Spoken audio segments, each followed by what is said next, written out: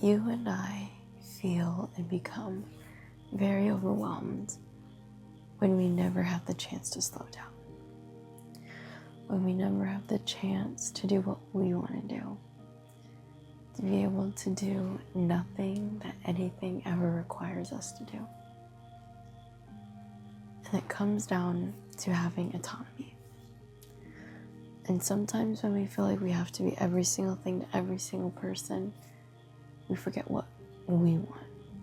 We forget who we want to be. We forget the love of which we have a passion for in life. Because we're being pulled in so many different directions. And sometimes that's not very fair. But life isn't fair, honestly. And that reminded me because it's like almost 12 and I took some cold medicine, so I'm a little tired. And my friend, we went to go get lunch one time, and I was like, what is your hobbies, or what are your hobbies? And she was like, well, I don't really have very many hobbies. I like to read, but that's quite general. And we were just talking, and she was like, you know what? As a child, I loved history. I loved geography. I loved learning about all those different countries and all the different historical pieces. And she said she was so interested in World War. And she said it stemmed from her family being from Germany, like one of her parts of her family being from Germany. And I think that really reminds you and I that we have to fill up our own cup. That when we feel so overwhelmed, it's when we feel like our cup is overflowing, but for the wrong reason. That we feel like we have too much stuff to do. That we don't have enough time for ourselves. And sometimes that's what happens, is that we feel like we have to seize every single opportunity that we have. And don't get me wrong, every single opportunity is a moment to say yes. But at the same time, the opportunity is also to say no. That when you and I have certain things going on, and when we feel like we're doing too much, it is a sign that we should say no to something. Friday, there was like a bingo, and something inside of me was like, no, I don't want to be here. But I was still there, but I wasn't there. Mentally, I was somewhere, so many other places, like in my homework, my plans for this weekend, everything I had to get done. And I think when your gut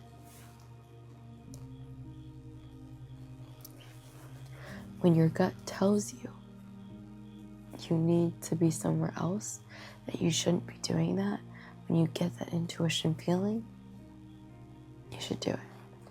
No matter how awkward it is, no matter how difficult that decision is, you should follow your gut and do something else. Because it's telling you for a reason, you know? And sometimes we're kind of like, oh, it's fine, I'll stick out this event. It's fine that I'll do this and this and that. But sometimes we do have to listen to it. And no matter how awkward it might feel, that there's a reason why you're feeling it. And sometimes when you feel a certain way, your future self is telling you something, that maybe it would be good to do something else with your time. And even though it's scary, even though it's something that you don't know, maybe you just have to trust it. And when you don't know is when you feel very overwhelmed. When you feel like you want to figure out something, but then you don't know how to. And that's a hard place to be in. Literally a hard place in a rock that you're between. And there's no right or wrong answer. Because every single thing that you do, it'll get done. But it feels so heavy. And our emotions at times drive us and how we act. And that's a really hard thing because we want to be perfect. We want to make sure everything's done right. We want to be able to say that we did what we did, but sometimes our emotions take over us and we do feel overwhelmed. We feel stressed. We feel depressed. We feel burnt out. And sometimes we're going to have to feel that way. Sometimes you're going to have to feel overwhelmed to know how good not feeling overwhelmed is. And yeah, it sucks a lot. It really does. But something good always comes out of it. Something good, I truly believe, comes out of sucky situations because you have to look at it. You have to look at it at glass half full. You have to look at it as, oh, it's storming outside, but oh my gosh, it smells so good. You have to look at every single bright side, even when it's dark. And even when you feel so overwhelmed, like the world is crushing you, you have to remember the amount of times that you felt like the world was coming down on you and punching you and hating you and every single thing that you did. And then you're here, and then you made it, and then you have to do it again. And that's what reminds me of, I got dinner with someone, and this was like 40 years ago for them. And they were telling them, like the 40-year-old person, like 40 years ago, was telling this person now, was that, how do you get through this? And he says, and through highs and through lows, and through highs and through lows, and through highs and through lows. And that's so true because you and I go through so many highs and so many lows. Every single day, every single week, every single month. And we just have to keep with it. And know that your emotions are valid. Even when you do feel all those emotions, know that you're valid and that you're heard. And that you just have to take one step at a time to feel less overwhelmed, even though how stressed you are.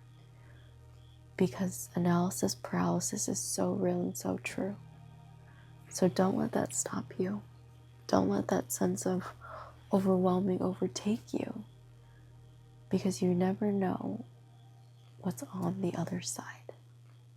Food for thought.